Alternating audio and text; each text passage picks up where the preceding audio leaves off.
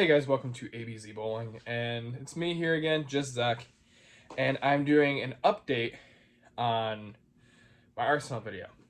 So, I have changed, I'm going to say 2/3 of my arsenal since the last video. I'm not going to get into too much detail here as to what took place of what, but I'll leave like little notations either in the description or even little notes on the video. So let's just get into the first one here. So the first ball that has been added to my arsenal, and I'm not like a lot of guys that have like 50, 60, 70 bowling balls and call it an arsenal. No, I'm talking one that I take. I basically have 2 league sets, one for synthetic lanes and one for wood lanes. Just because with my throwing style, some things work better on wood, some things work better on synthetic. So here we go. First one up is the 900 Global Afterburner. I did get it used from a buddy of mine, very good friend of mine. Who I trust more than anything. He takes care of his equipment like it's his own child. Obviously, things happen, but what can you do? This ball is actually really, really good. I just threw a 657 with it, or I'm sorry, 667 with it on Sunday in a tournament, in the Crosstown Doubles tournament, which I'll be doing a video on separately. Which I know doesn't sound great, but considering we were bowling on a pretty burnt pattern after game 2, I'll take it. So that ball is definitely a good hybrid to have in my bag. I like it a lot. Gets through the fronts really well, and actually it has a good delayed reaction, and I really like that. Alright, so now here is the kicker. So for the longest time, I have been Storm Roto, and when they got 900 Global only, nothing else. Recently, a good friend of mine, and I have technically Brandon, Aaron, and I have 2 Pro Shop operators. We go to Jeff Rippick over at Rippick's Carousel Lane in Binghamton, and then also Tim Woodcock at Ideal Bowling Center in Endicott. Jeff has Hammer and some other stuff in his shop, but he does have predominantly Storm Roto 900, whereas Tim is more of the EBI guy in the area. Here's how it went. So I won a 50-50 raffle. My ticket was picked. Won some good money. He goes, "Yo, come buy a ball. You already have a partial credit at my shop. Come buy a ball." So I did. And that ball was the Hammer Obsession Tour, the solid. I've thrown this ball a lot already, and I gotta admit, I'm quite a fan. There's a layout, a little bit different. I'm a fan. I like it a lot. My first 2 series out of the box with this ball, once I wasn't throwing it on burn, was a 690 with 1 open, I believe, and a 709 also with 1 open. So, needless to say, this ball's been pretty good. Yeah. I cannot believe that Tim actually got me into Hammer, but he did it. All right, next up, we have another hybrid going back to the Storm Collection. A little bit older, retired within the last year or so. I actually got it off my friend Tom. It was mine. I sold it to him. He never really threw it, so I traded him my high road for it. This is Storm Physics. This is one ball that, well, first off, I didn't realize when I had this ball originally it was a hybrid. I, honest to God, thought it was a pearl just because of how shiny it is. But then I thought, well, hybrid balls are typically shiny as well. Most, not all, but most. But I'm like, huh. Now it explains why it did what it did and why I didn't necessarily like it at the time. So I got it back from Tom. I need to resurface it. I'm probably going to wait until like the mid-season or so to do that. But he said he wasn't using it. I wasn't really liking my high road too much, so I'm like hybrid for hybrid. And we swapped. Since getting it back, I've tweaked it a little bit. I like it a lot more now. Kept the layout, but applied some surface to it. Not much, just a little bit. And a little bit of shine to it just to kind of keep that polish on it. It works pretty good. I like it. Next up is Jason Belmonte, of course. It is not the Trend 2, not the Timeless, not the Pro Motion, not the Drive, but the Storm Trend. Pin down. Works really well. I like it a lot. A little bit late on the lanes, which is good. Can kind of get through the burn a little bit better, which I really like and kind of look for in a pro ball. The Trend has always been one of my favorite balls. I actually sold my original one to Brandon just because at the time it didn't really have a spot in my bag, until I realized it was actually a piece I was missing.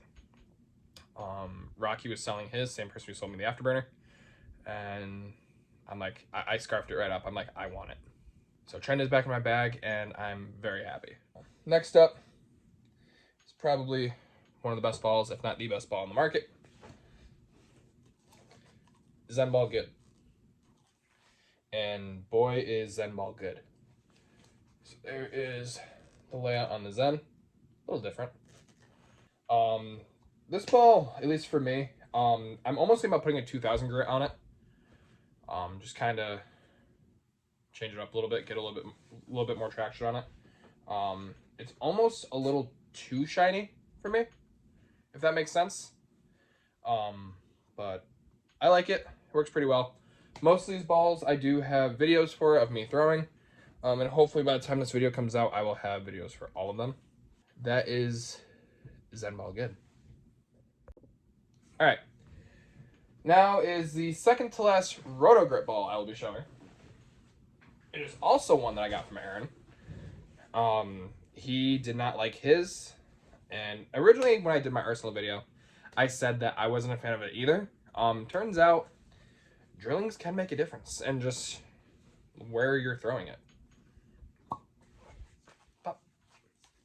It's Roto Grip Rubicon. I originally was not a fan, like I said, but this ball has become, I'm not gonna say a staple in my bag, but has definitely been a good foundation piece. If nothing else is working, I can move 3-4 boards left, just get it out, and it works. So, Roto Grip Rubicon. I like it. Next up is the last 900 global piece I will be showing in this video. A little bit weaker of a ball.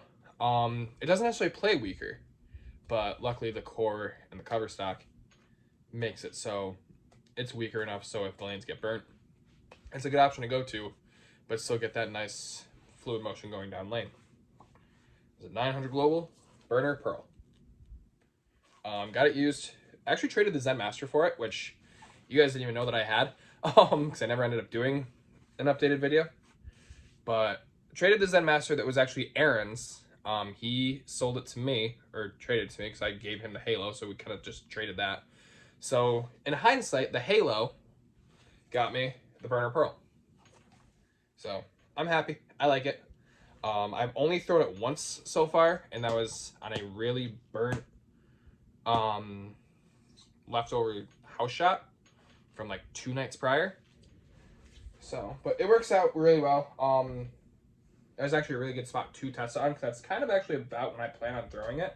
I need to close my angles with it though a little bit. I was trying to play a little too open, and there are certain balls, especially with the S62 cover, you just can't do that with. You got to play it a little bit straighter. Not a lot straighter, but a little bit. So there is the 900 global burner pearl. Really quick, guys, here's the layout on the 900 global burner pearl.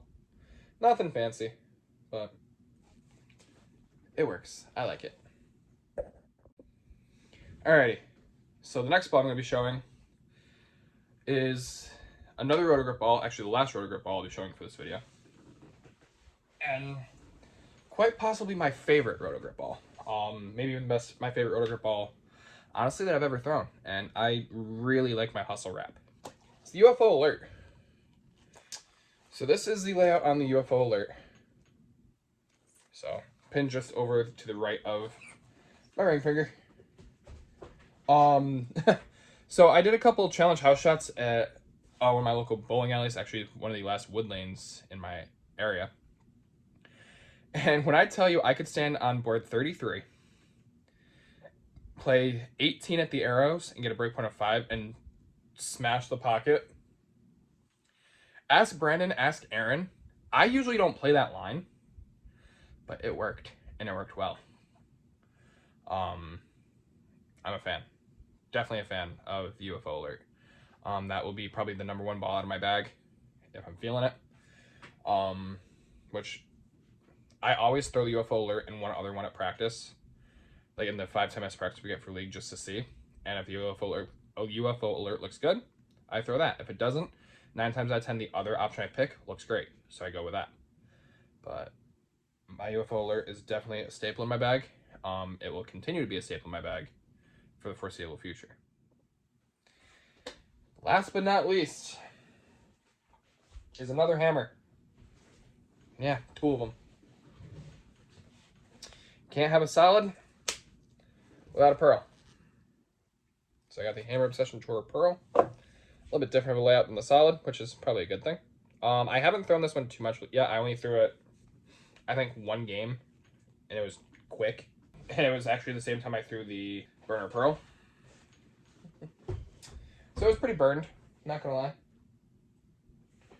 But it actually, honestly, I think the Obsession Tour had a better look on the burn than the Burner Pearl did.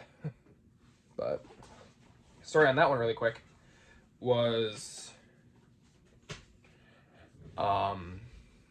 Tim did a raffle, and I happened to win said raffle. Well, one of these slots of the raffle. There were 3 winners. And he goes, I already know what ball I want to get for you. I'm like, whoa. I was going to give it to my girlfriend, Jo.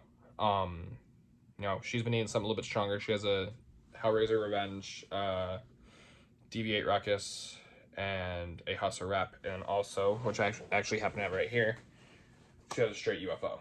But besides the point. I want to get her the Ebonite Polaris, but she didn't want to take my free ball, even though I wanted her to have it. So Tim drilled me up the Obsession Tour Pearl. So there you have it. That is my updated arsenal. Like I said, I'll put little notations as to what replaced what and what's gone and what's still there, either in the comments below or in the description or little annotates here. But anyway, guys, thank you guys so much for watching. Be sure to like, comment, subscribe, share, hit that notification bell so you know when we help out the channel. And I'll talk to you guys later. Peace.